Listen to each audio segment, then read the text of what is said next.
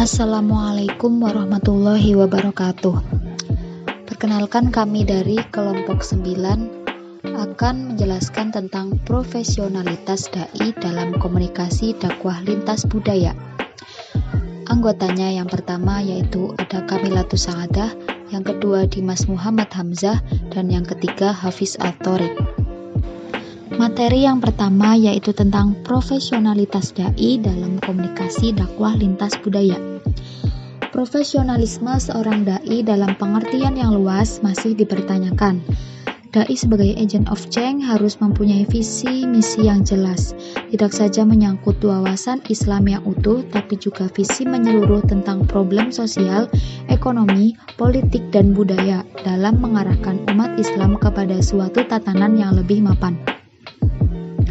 Dai sebagai teladan moralitas juga dituntut lebih berkualitas dan mampu menafsirkan pesan-pesan dakwah kepada masyarakat.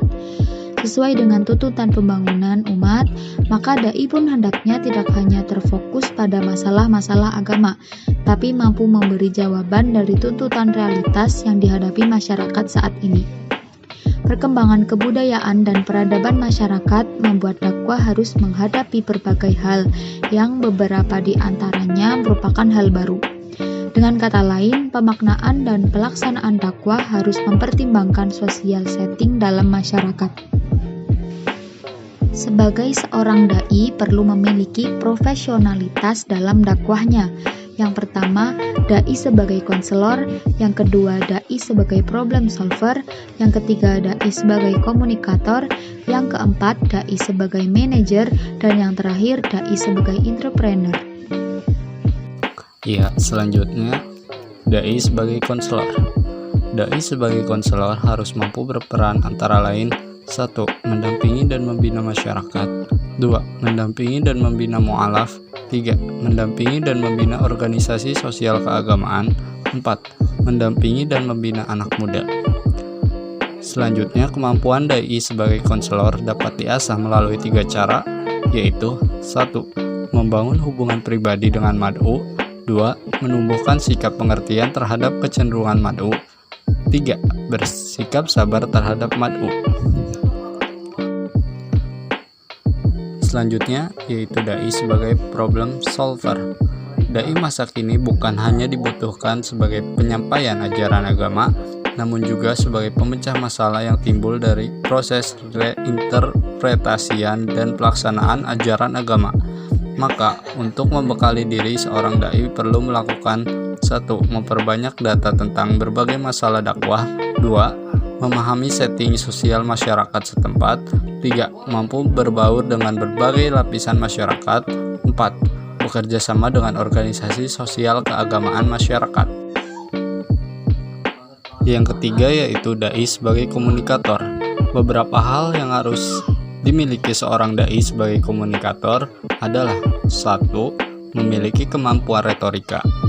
Kemampuan retorika bukan hanya berkenaan dengan kemampuan mengekspresikan materi dakwah secara verbal, namun juga menyangkut style atau gaya khas dai dalam menyampaikan materi dakwah.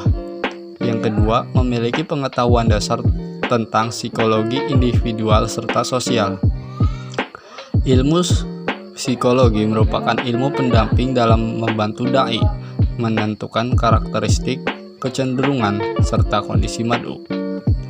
Dan yang ketiga, memiliki kemampuan untuk memanfaatkan berbagai media untuk kegiatan dakwah. Perkembangan media elektronik dan sosial harus mampu dimanfaatkan oleh seorang dai untuk mengemas materi dakwah menjadi lebih hidup. Dai sebagai manajer. Seorang dai masa kini harus memiliki kemampuan dan menjalani peran sebagai manajer kegiatan dakwah. Di bawah ini terdapat beberapa indikator kemampuan dai sebagai seorang manajer. Yang pertama, mampu memimpin diri sendiri. Seorang dai harus mampu membentuk dirinya menjadi profil yang penuh dengan nilai-nilai positif, sehingga mad'u bersedia mempercayai bahwa dai tersebut akan mengantarkan mereka ke arah yang sama. Kemudian yang kedua, menjadi motivator umat. Motivasi terbesar yang dapat dilakukan dai terhadap umat adalah dengan mengembangkan kualitas diri. Kemudian yang ketiga, mampu mengelola dan mengorganisasikan kegiatan dakwah. Seorang dai perlu mempelajari ilmu manajemen dan mengaplikasikannya dalam proses dakwah dengan merencanakan, mengorganisasikan, serta mengevaluasi kegiatan dakwah. Dai sebagai entrepreneur. Dakwah merupakan bentuk pengabdian terhadap agama, dan karena itu butuh keikhlasan untuk melaksanakannya tanpa mengharapkan balasan. Meski demikian, seorang dai tentu membutuhkan jaminan finansial untuk menghidupi dirinya serta keluarganya. Selayaknya dai tidak bersikap pasif dengan menunggu uluran tangan orang lain. Jadi di sini ada beberapa hal yang harus dimiliki dai untuk berwirausaha, antara lain adalah 1. Berani memulai.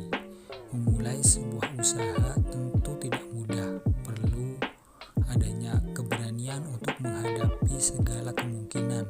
Namun dalam hal ini dai dapat memanfaatkan jaringan dakwah yang dimiliki untuk mempromosikan usahanya. Kemudian yang kedua yaitu pantang menyerah. Dalam menghadapi segala tantangan, dai harus menyiapkan mental dan tidak menyerah dengan berhenti berusaha. Kemudian yang ketiga, siap bekerja keras. Dai siap bekerja keras dan berdedikasi dalam mempertahankan bisnis atau usaha. Di kesimpulannya, multi peran dai dalam dunia dakwah merupakan tantangan besar yang harus dihadapi pelaku dakwah. Kesiapan sumber daya manusia untuk menghadapinya akan mengubah tantangan tersebut menjadi peluang besar terhadap peningkatan keberhasilan dakwah. Transformasi peran dai dapat dianggap berhasil jika mampu secara partisipasif mengantarkan umat menuju perubahan sosial, ekonomi, politik, serta